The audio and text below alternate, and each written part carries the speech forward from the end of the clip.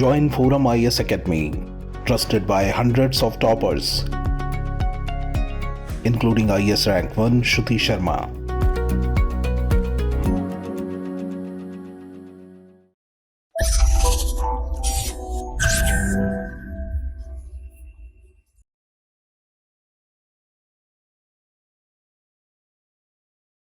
Hello and welcome to ForumIAS. Today is 16th September 2023. This is 𝐒𝐿𝐵𝐻𝐻𝐻 coming to you with the most important articles from today's The Hindu newspaper. Let us go to the first article. The first article is talking about goods trade deficit. So, it is specifically talking about goods trade deficit. What is trade deficit? For a country like India, and for that matter, any country, even the US, they have an import bill more than the export bill. So what happens is there is a deficit between the import and the export. Whereas if we take the unique case of China, they always have export above import. So they are having trade surplus. So trade deficit is calculated by subtracting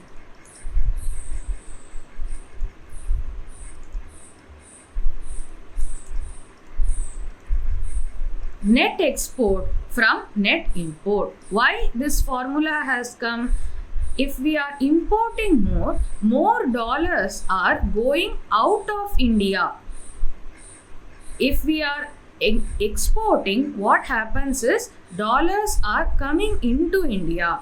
In case of India, the imports are more than the exports. So more dollars are going out of India compared to the dollars coming into India. That is the trade deficit. So this article says that the goods trade deficit hits a 10-month high. So here you can see the exports. This is not the graph for trade deficit, it is the graph for exports. The exports have shrunk by 6.86% in August, which means there is a negative growth of exports that is seen.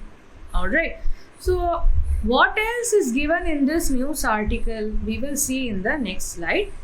Goods exports shrinking for the 7th consecutive month. So for the last 7 months, the goods export has been steadily declining. The extent of decline was 6.86% in August, but in the months previous to August, it was a double-digit decline. So here you can see August 2023, the decline is this much. In the months prior to August 2023, the decline is this much. That shows that the extent of decline before August was even more sharp, which shows that the situation is little bit easing. But first we should understand why this is happening. Why this is happening? Because of the decline in petroleum prices. In terms of volumes, the volume of petroleum exports, it went up by 6%.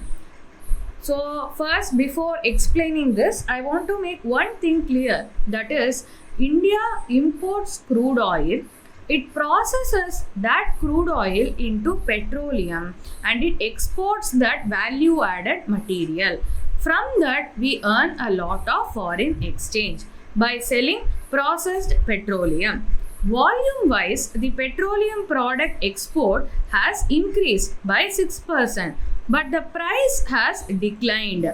So anyway, the total value is calculated by multiplying quantity and price. So quantity is increasing, but price is decreasing, and the rate of increase in quantity is less than the rate of decline in price. That is why even though by volume our exports were higher, the value terms were lower. This is the reason why there is a decline in the overall value of goods exports. There are certain 13 commodities which account for 23% of our exports. In all these commodities, there has been a rise in volume, but there is a decline in the value. And this is the reason why the goods export shows a declining trend, not because of quantity but because of price. So there is also a silver lining to this, because the demand is increasing, because quantity has been increasing. So eventually the price will also increase over a time. That is the silver lining. So this is showing a sign of recovery, because in the month previous to August, it was in double digit. Now it is only 6.86%, which is single digit. So we are slowly recovering, and the reason I already gave is the increasing quantity. The second article is about GM crops. Why this is in news? Because in the changing climate, we need to ensure global food as well as nutritional security. Not only should we consume 2000 calories per day, and that calorie should also be of quality in nature.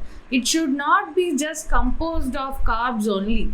It should be a balanced diet. For that, we need genetically modified crops so that the food security as well as nutritional security is ensured. And there is a threat to food security because of the climate change. In this context, genetically modified crops which can withstand climate change are necessary to ensure food security. And if we are increasing the food production, we also become self-reliant, because we will see in this article that around 60% of our vegetable oils, that is the cooking oils, they are imported. So in this case, we are not self-reliant, right? So increase the food production through genetically modified crops, it will enable any country to become self-reliant. And we want genetically modified crops to have enhanced yields, wide adaptability across environments, regardless of climate change, and require fewer inputs of natural resources, because natural resources have to be used judiciously. So in this context, genetically modified crops are required.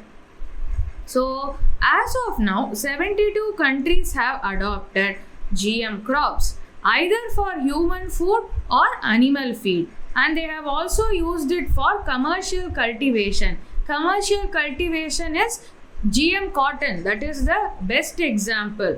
So in the 56% of global crop area, in developing countries, 56% of the global GM crop area is present, and the rest 44% is present in the industrial countries. And these GM crops, they have benefited major countries like Argentina, Brazil, Canada, India, US. And these 5 countries alone constitute 26% of the current world population.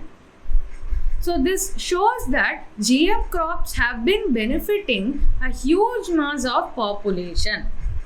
In India especially, first GM crop was cotton, and that was introduced in India more than 20 years ago, and this is still successfully running. Because of the usage of GM crops, the gains that arose out of the usage of GM crops was $224.9 billion, and there were almost 16 million farmers engaged in GM crop cultivation. Out of these 16 million farmers, 95% of the farmers were from developing countries, which means a significant portion of this economic gain has gone to these farmers in the developing countries. And GM crops have been in use for the past 25 years.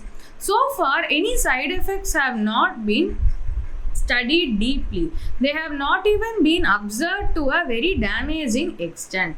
This proves the biosafety of GM crops. Because whenever a new GM crop is introduced, the main concern is biosafety. Is it safe for consumption of humans and animals? That was a prevailing question. But so far we have had very good positive experience with respect to GM crops.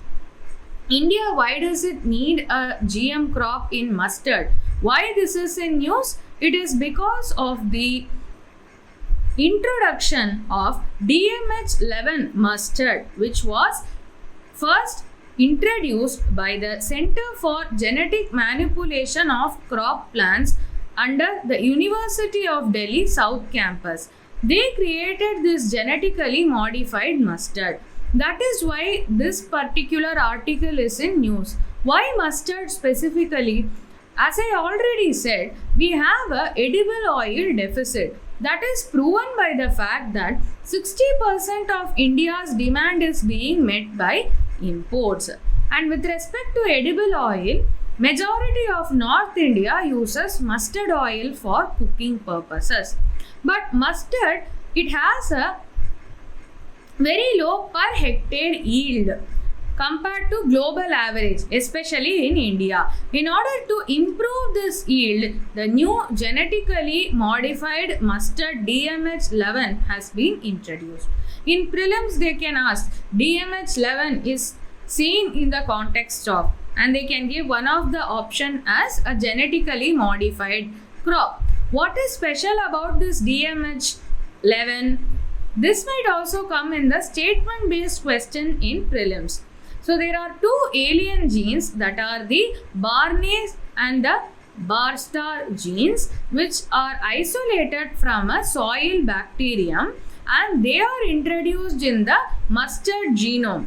Because of this, mustard will become high yielding, and it will also become herbicide tolerant. It will not be affected by herbicides. So that is the significance of this DMH11 mustard. So what are the implications of this mustard? It will enhance farmers' income. It will reduce the oil import burden, the 60% of demand, right? That global demand, that amount of import will reduce, because we are introducing a high yield variety of genetically modified mustard. So we will achieve self-reliance in edible oil production.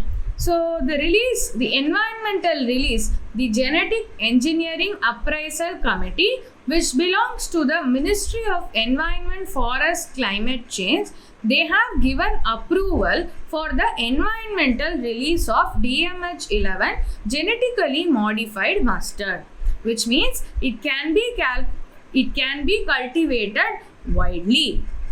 So it will lead to self-reliance and sustainability in agriculture, because this GM crop has a promise of higher yield. Next article, it is pertaining to recent circulars of the EPFO. EPFO is the Employee Provident Fund Organization. So what is the problem here? First, we have to understand that 10 months ago, the Supreme Court gave a verdict. That is, there is a cut-off date here, September 1, 2014. So, there is something called as EPS, that is Employee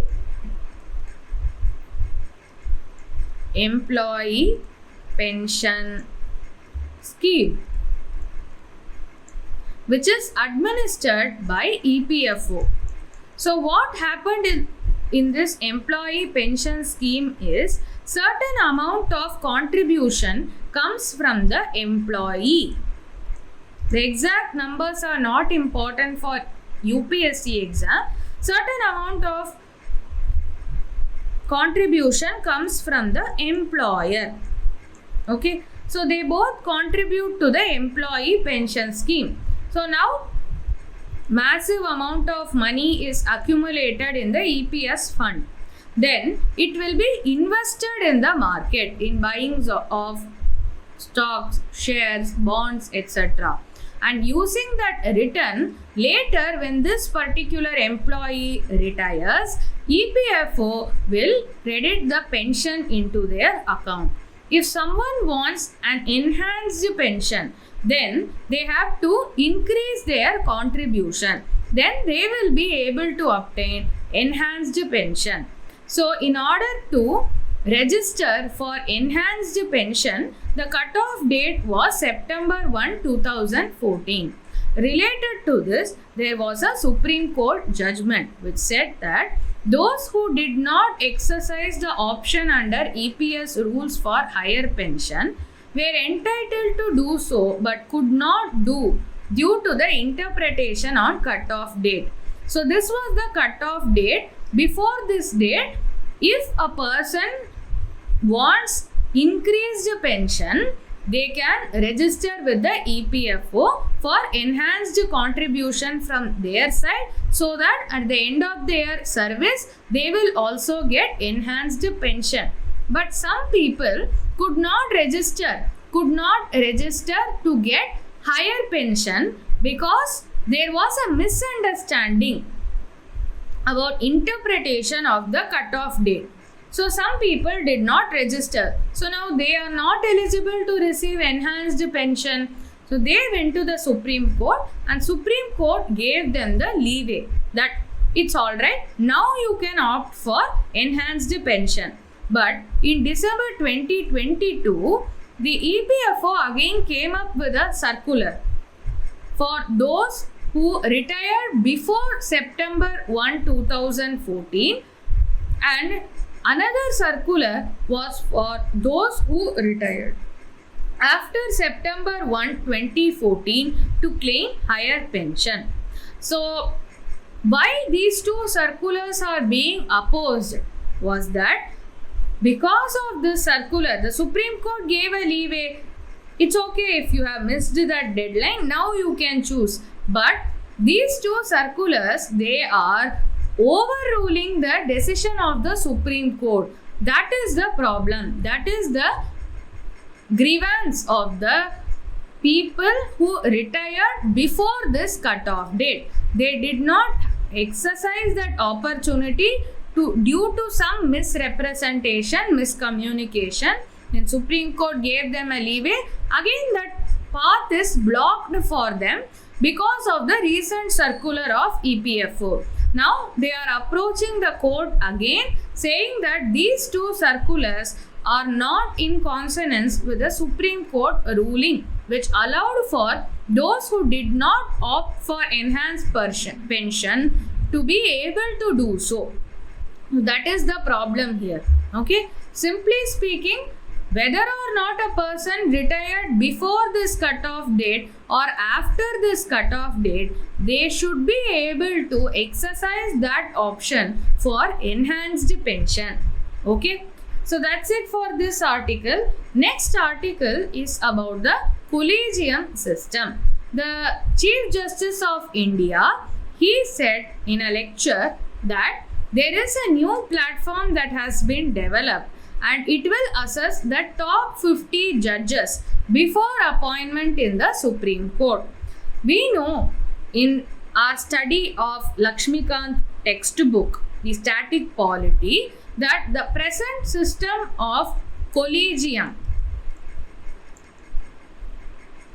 it evolved after the 3 judges cases. There is a first judge's case, second judge's case, then third judge's case. As a result of these 3 judges cases, the present collegium system came about. I am not going into the depth of these cases, but I will briefly explain what is the collegium system. The collegium system, what they do is, it is headed by the Chief Justice of India, and it is a group of senior most judges. They consider the next judge for elevation into the Supreme Court or elevation as the Chief Justice of India. They will consider from a pool of judges, and they will recommend names out of this pool of judges the collegium will send those names to the union government. And then the president appoints those judges as Supreme Court judge or the Chief Justice of the Supreme Court. This is how the collegium system works. Now, how do they select the judges for recommendation from a pool of judges? There is also an accusation that this collegium system is very opaque because nobody knows what kind of parameters are taken into consideration by the collegium before recommending names to the union government. So the CJI has dispelled this, and he has said that there is a new platform that has been developed to assess top 50 judges who would be considered for appointment as judges of the Supreme Court.